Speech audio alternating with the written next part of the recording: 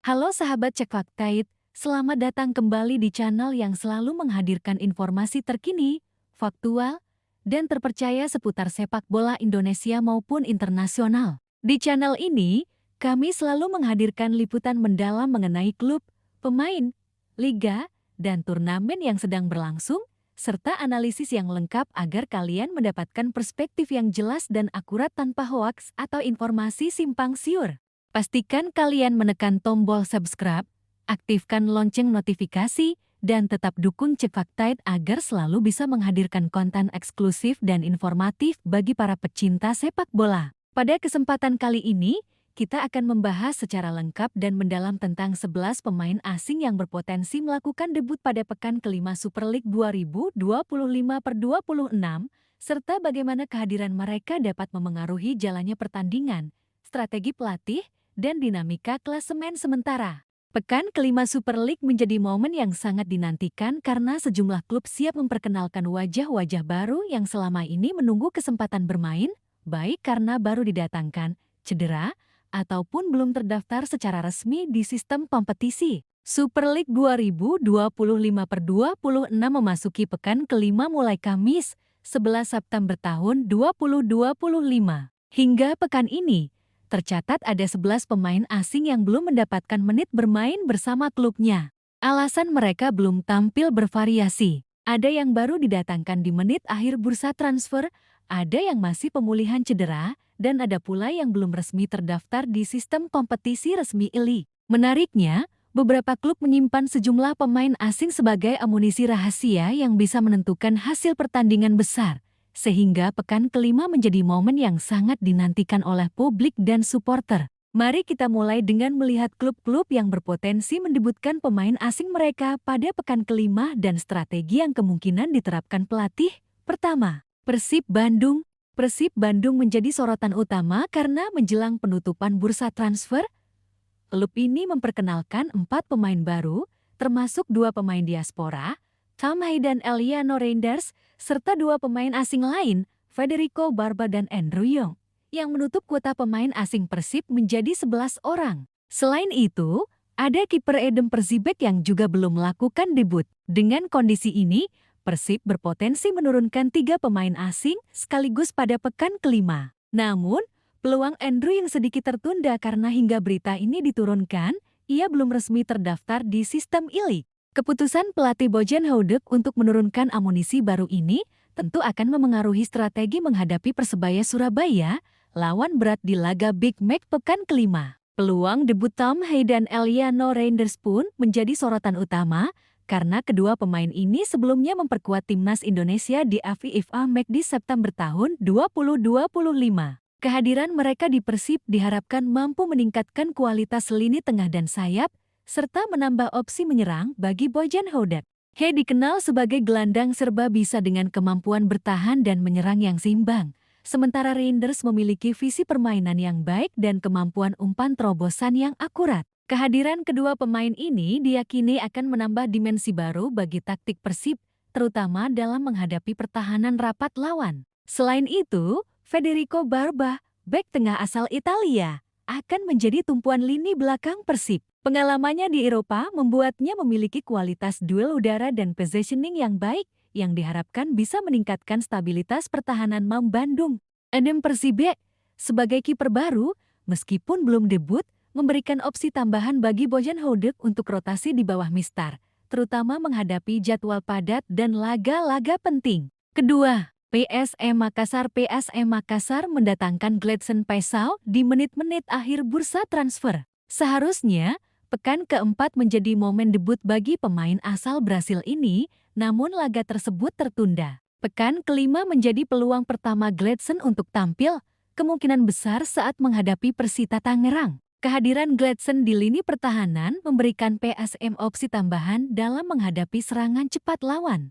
Bek asal Brasil ini memiliki kemampuan duel 1 lawan 1 yang kuat, serta distribusi bola yang baik dari lini belakang. Dengan fisik yang tangguh dan pengalaman bermain di kompetisi domestik yang kompetitif, Gladson diyakini mampu meningkatkan konsistensi pertahanan PSM Makassar. Ketiga, Persebaya Surabaya juga memiliki satu pemain asing yang siap debut, yakni Diego Mauricio, penyerang baru yang menjadi amunisi penting di lini depan.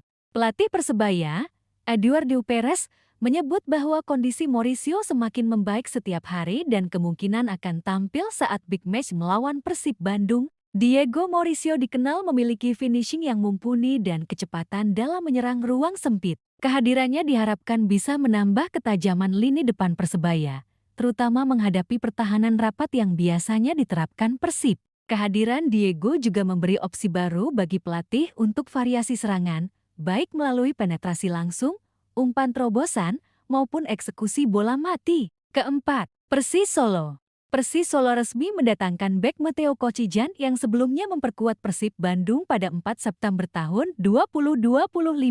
Matteo akan menjalani debutnya di pekan kelima setelah resmi terdaftar. Kehadiran Kocijan di lini belakang akan memperkuat konsistensi pertahanan dan menambah opsi build-up dari lini belakang. Pengalaman Matteo bermain di klub-klub besar akan membantu Persis Solo dalam menghadapi tekanan pertandingan besar, sekaligus memberikan kontribusi dalam mengorganisasi lini pertahanan. Kemampuan duel udara dan positioning Matteo sangat dibutuhkan untuk menghadapi serangan cepat lawan, terutama striker-striker asing yang biasanya memiliki kecepatan tinggi dan kemampuan finishing yang tajam. Kelima, Malut United memperkenalkan pemain anyar Nilson Junior yang menjadi tambahan penting di lini belakang. Pemain ini telah bergabung sejak 6 September tahun 2025 dan menjalani pemusatan latihan di Gresik, Jawa Timur. Kedatangannya akan memperkuat tembok pertahanan Laskar Ki Raha, memberikan opsi rotasi, dan meningkatkan kualitas duel fisik di lini belakang.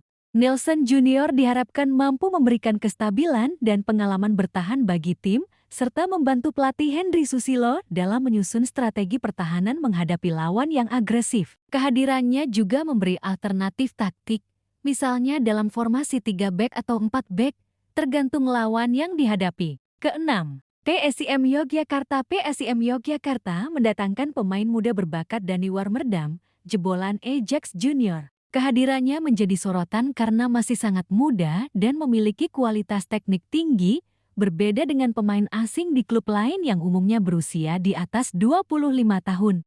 Debut Dani tertunda di pekan keempat, dan pekan kelima menjadi peluang baginya untuk menunjukkan kemampuan dalam menguasai lini tengah dan membangun serangan dari sisi sayap. Kecepatan, teknik dribble, dan visi permainan Dani diharapkan menjadi senjata PSIM untuk menghadapi lawan-lawan kuat di Super League. Dani juga bisa menjadi pemain kreatif yang mampu menghubungkan lini tengah dan lini depan, serta mengeksekusi peluang dengan akurasi tinggi. Ketujuh, Arema FC memiliki kiper asing Lucas Frigeri yang belum mendapatkan menit bermain.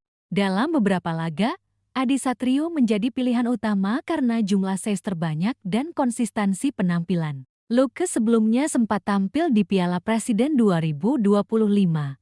Namun untuk debut Super League, ia harus bersaing ketat dengan Satrio. Kehadiran Lucas memberi Arema fleksibilitas dalam hal rotasi kiper, serta meningkatkan kompetisi internal yang pada akhirnya akan meningkatkan performa tim. Peluang debutnya di pekan kelima tetap terbuka, tergantung keputusan pelatih dalam manajemen menit bermain, serta kesiapan mental dan fisiknya. Kedelapan, Dewa United mendatangkan Jonathan Carlos, bek kanan asal Brasil, pada menit terakhir bursa transfer. Kedatangannya diharapkan memberikan opsi baru di lini pertahanan dan sayap kanan, terutama menghadapi Arema FC. Jonathan memiliki kemampuan defensif yang kuat dan juga mampu membantu serangan dengan overlapping run. Kehadirannya menambah dimensi baru bagi taktik Dewa United, sekaligus memberi tekanan tambahan pada pemain lawan. Jonathan juga diharapkan bisa bekerja sama dengan pemain lokal dalam membangun serangan dari sisi kanan dan membantu menutup ruang lawan.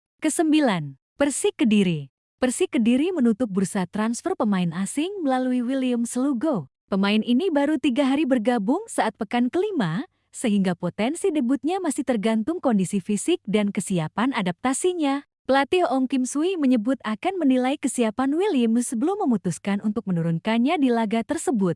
William Slugo dikenal sebagai striker yang memiliki finishing kuat dan kemampuan udara baik. Kehadirannya dapat menjadi ancaman bagi pertahanan lawan, khususnya pada laga-laga penting di Super League. Jika debut pekan kelima berhasil, Williams berpotensi langsung menjadi ujung tombak serangan Persik, menambah variasi taktik dan daya ledak lini depan.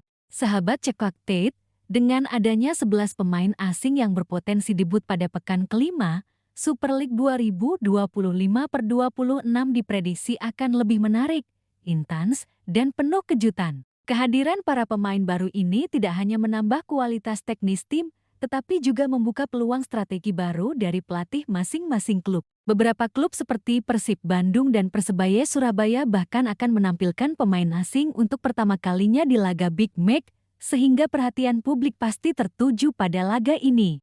Selain itu, debut pemain asing sering menjadi momentum penting untuk meningkatkan performa tim. Pemain baru biasanya membawa pengalaman berbeda, energi segar, dan opsi taktik yang lebih variatif, yang bisa memengaruhi hasil pertandingan dan dinamika klasemen sementara Super League. Kesimpulannya, pekan kelima Super League 2025/26 akan menjadi momen penting bagi sejumlah klub untuk menampilkan amunisi baru, menguji strategi, dan memberikan kejutan bagi lawan.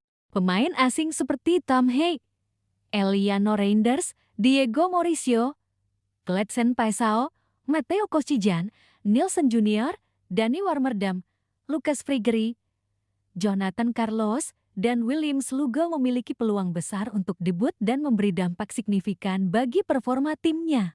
Terima kasih telah menyimak liputan lengkap mengenai 11 pemain asing yang berpotensi debut pekan kelima Super League 2025/26. Jangan lupa untuk subscribe, like, share, dan aktifkan notifikasi agar selalu update dengan informasi terbaru seputar sepak bola Indonesia maupun internasional. Tetap dukung klub dan pemain favorit kalian, dan sampai jumpa di konten berikutnya hanya di Cekak Tate, sumber fakta terpercaya tentang olahraga.